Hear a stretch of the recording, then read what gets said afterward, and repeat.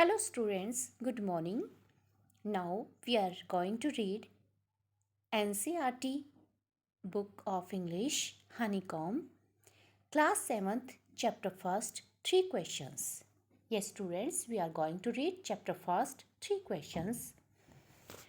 Before reading the chapter, we may know something about the chapter. A king has 3 questions and he is seeking answers to them.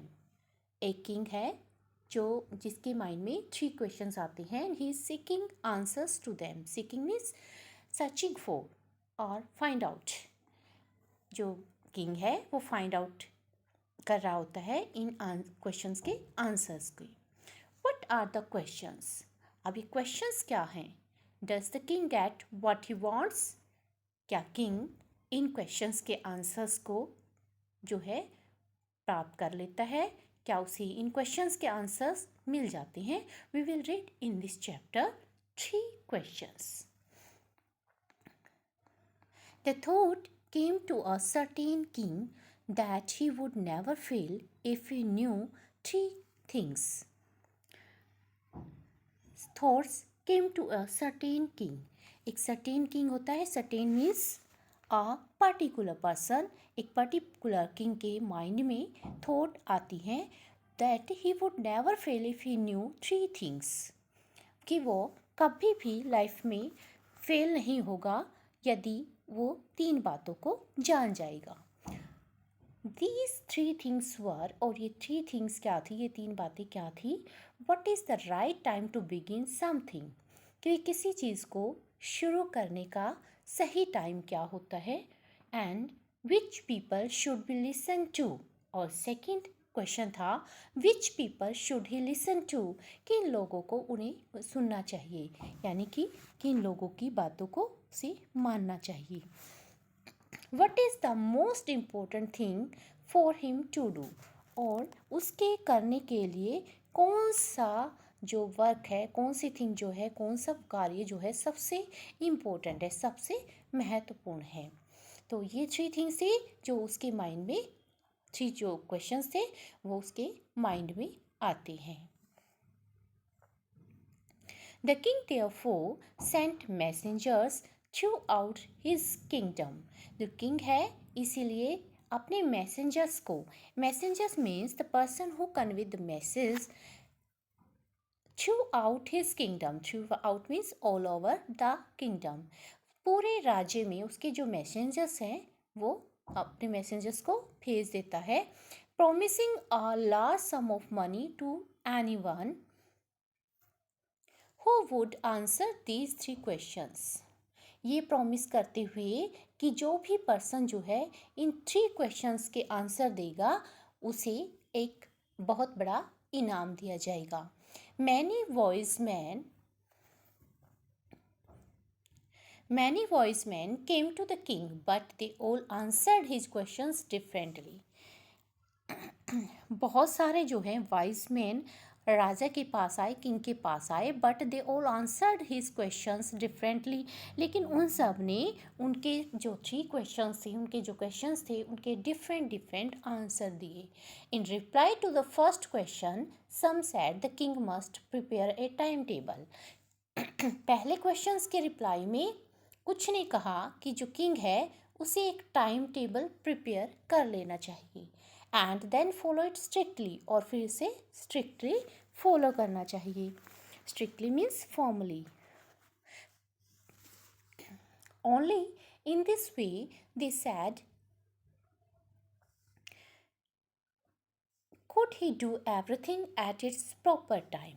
और केवल इस तरीके से ही वो अपने हर काम को प्रॉपर टाइम पर कर पाएगा. तो इस प्रकार से फर्स्ट क्वेश्चन के आंसर में कुछ लोगों ने कहा.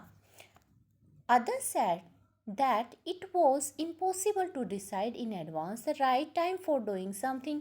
अब इसी क्वेश्चंस के आंसर में कुछ ने कहा, दूसरों ने कहा कि ये इम्पॉसिबल है एडवांस में ही ये प्रिपेयर कर लेना किसी चीज़ के बारे में, किसी कार्य को करने के लिए, कि कोई भी टाइम जो है पहले से एडवांस में ही डिसाइड कर लेना वो इम्पॉसिबल है, क्योंकि कुछ इमीडिएट वर्क भी हो सकते हैं जो इमीडिएट जो है हमें उनका डिसीजन लेना पड़ता है, तो उनके लिए एडवांस में टाइम टेबल बनाना जो है वो पॉसिबल नहीं है।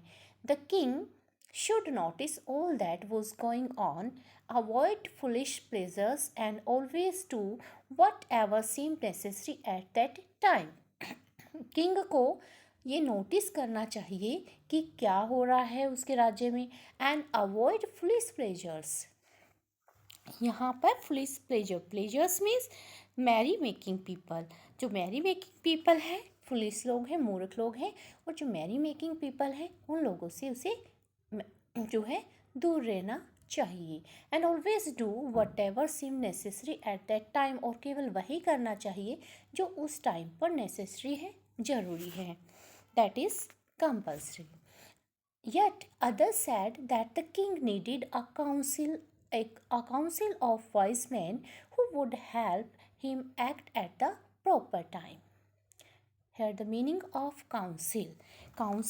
Here the meaning of council is a group of people chosen to give advice to the king or make rules.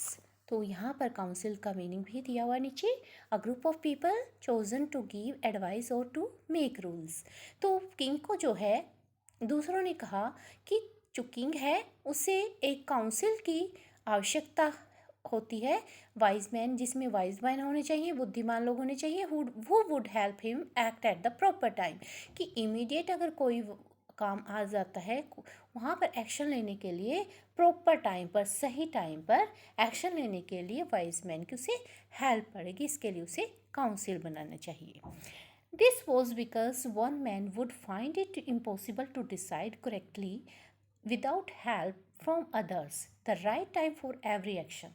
वो इसलिए, क्योंकि काउंसिल क्यों बनानी चाहिए किंग को, क्योंकि जो एक अकेला पर्सन है वो कभी भी, ये उसके लिए इम्पॉसिबल होगा, डिफ़िकल्ट होगा कोई भी डिसाइड करना करेक्टली, सही तरीके से, विदाउट हेल्प फ्रॉम अदर्स, कि दूसरों की मदद के बिना डिसाइड करना सही एक्शन सही टाइम पर। तो इस प्रकार से अलग अलग लोगों ने फर्स्ट क्वेश्चंस का अलग अलग आंसर दिया। But then others said that there were some things which could be urgent. लेकिन कुछ ने कहा कि वहाँ पर कुछ चीज़ें ऐसी हो सकती हैं जो अर्जेंटली जो है उस पर एक्शन लिया जा सकता है, कोई काम जो है अर्जेंटली किया जा सकता है। तो ऐसे में क्या जो किंग है तो उस टाइम पर क्या करेगा? These things could not wait for the decision of the council. तो ऐसे में जो अर्जेंटली कोई काम आ जाता है तो क्या किंग ये अनाउंस करेगा कि काउंसिल जो है वो काउंसिल के जो पीपल हैं वो आए और उसे एडवाइस दें। तो ऐसे में वो इस चीज़ की वेट नहीं कर सकता और काउंसिल की ज़रूरत वहाँ पर नहीं पड़ सकती। In order to decide the right time for doing something it is necessary to look into the future. इसीलिए जो है राइट टाइम को डिसाइड करने का, कुछ काम कार्य को करने का, एक्शन को, कोई भी एक्शन राइट टाइम पर करने के लिए it is necessary to look into the future. तो ये ज़रूरी है कि फ्यूचर में देखा जाए, एंड यानी कि फ्यूचर के बारे में जाना जाए कि आगे क्या होगा। And only magicians could do that, और केवल मैजिशियंस ही ऐसा कर सकते हैं। Magicians means wizards people. तो विजर्स पीपल जो हैं वही इस चीज़ को जान सकते हैं कि फ्यूचर में क्या होगा। The king therefore would have go to magicians. तो इसलिए ज़रूरी है कि किंग को मैजिशियंस के पास जाना चाहिए। ऐसे में in their answers to the second question, some said that the people most necessary to the king were his counselors.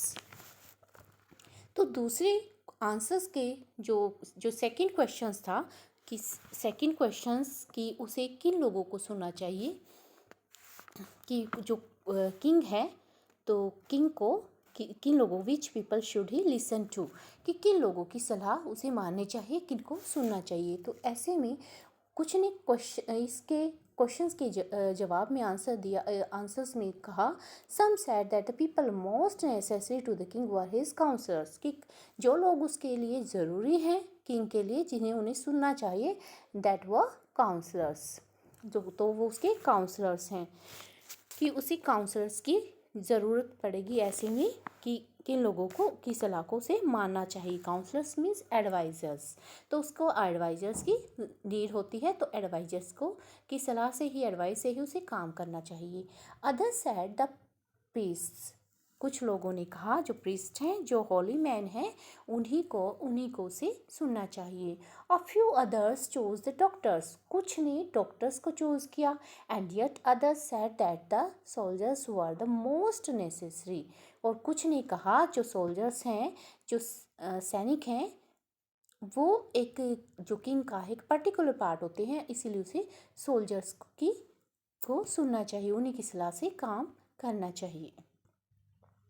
So here is the meaning of counsellors, the member of the council, कि जो king जो है organise करेगा council wise man की, तो वहाँ जो wise man होते हैं काउंसिल के अंदर, उन्हीं को काउंसलर्स कहा जाता है। टू द थर्ड क्वेश्चन, जो थर्ड क्वेश्चन था, what was the third question, what is the most important thing for him to do, कि उसके लिए कौन सा काम सबसे पहले करना ज़रूरी है, सबसे मोस्ट इम्पोर्टेंट, जो मोस्ट इम्पोर्टेंट वर्क है किसी किंग को करने के लिए, वो क्या है। To the third question some said science, जो थर्ड क्वेश्चन के रिस्पॉन्स में कुछ ने आंसर दिया कि जो साइंस है that is the most important to do for him to do, कि उसके करने के लिए सबसे इम्पोर्टेंट थिंग है। अदर्स चोज फाइटिंग, कुछ ने फाइटिंग को चूज़ किया, कि एक किंग का काम होता है युद्ध करना, और इसलिए फाइटिंग जो है वो उसके लिए सबसे मोस्ट इम्पोर्टेंट है। And yet others religious worship, तो कुछ ने आंसर दिया कि जो उसका किंगडम के वेलफेयर के लिए उसे रिलीजियस वर्शिप करनी चाहिए, पूजा करनी चाहिए। As the answer to his questions were so different, क्योंकि उसके आंसर्स जो थे क्वेश्चंस के, उनके 3 क्वेश्चंस के आंसर्स जो थे वो बिल्कुल डिफरेंट थे। The king was not satisfied, जो किंग था वो बिल्कुल भी सेटिस्फाइड नहीं था। तो ऐसे में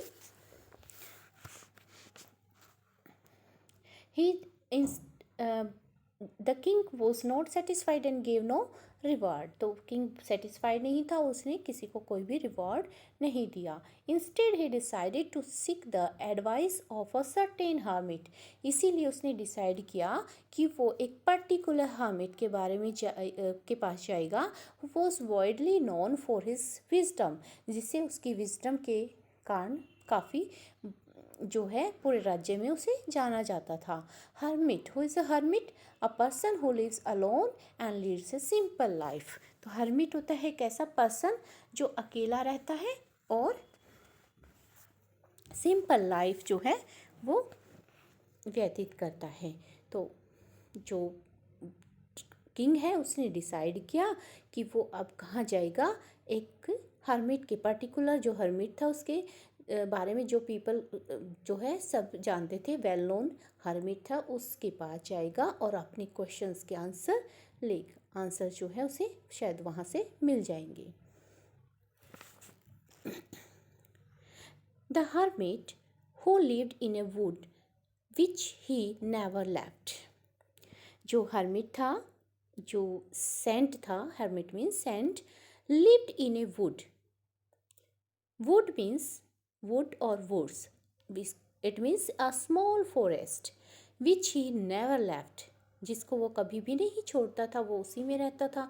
he saw no one but simple people, वो किसी को भी नहीं देखता था, बस सिंपल लोग ही उसके पास आते थे। And so the king put on ordinary, यानी कि जो हर्मिट था वो केवल सिंपल ऑर्डिनरी पीपल से ही मिलता था। And so the king put and on ordinary cloth, इसलिए किंग ने डिसाइड किया कि वो ऑर्डिनरी क्लॉथ जो है वो पहन कर जाएगा, बिल्कुल सिंपल पीपल की तरह। Before he reach the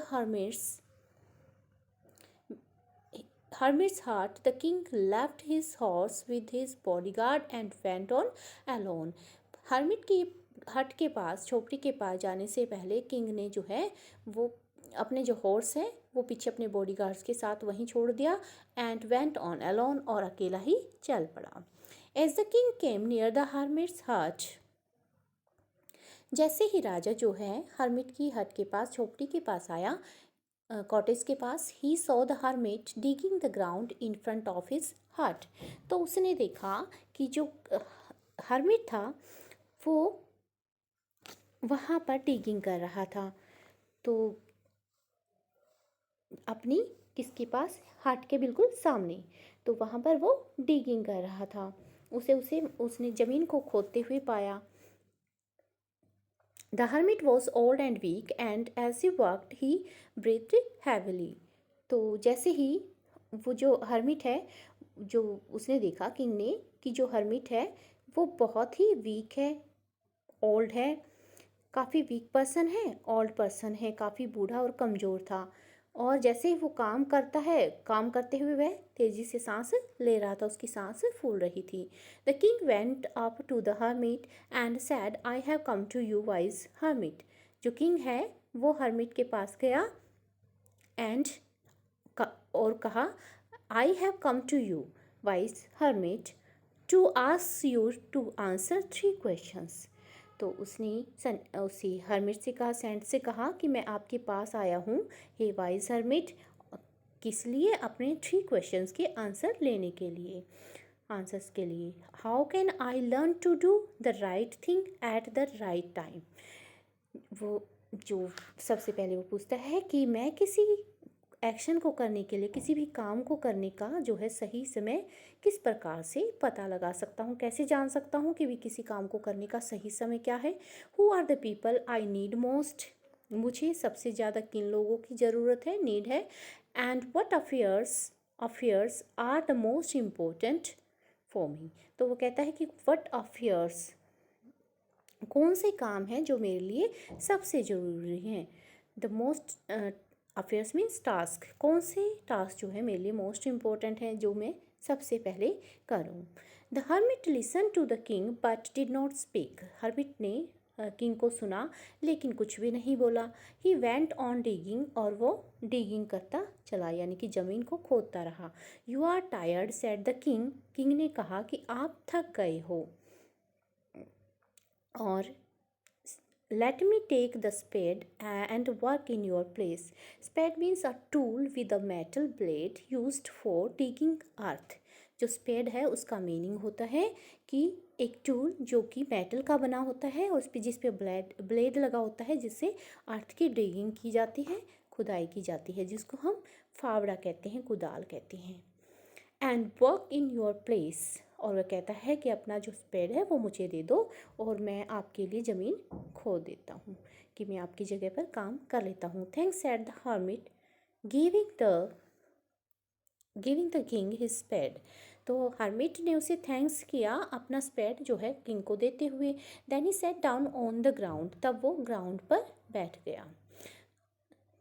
so इस पैरा में जो है एक वर्ड है अफेयर्स, जो अभी हमने रीड किया, दैट मीन्स थिंग्स, मैटर्स और business.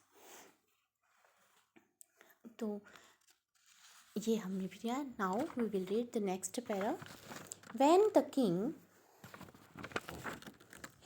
King had dug 2 beds, beds means a garden plot in which flowers are grown, एक गार्डन जो होता है प्लॉट के अंदर, किसी भी ज़मीन के जो प्लॉट जहाँ हम रहते हैं, रहने की जगह पर प्लॉट होता है, वहाँ पर फ्लावर्स के जहाँ पर ग्रो किया जाता है उसको हम बेड्स कहते हैं। When the king had dug 2 beds, जैसे ही किंग ने 2 बेड्स, 2 क्यारियाँ जो हैं वो 2 बेड्स को जो है खुदाई की।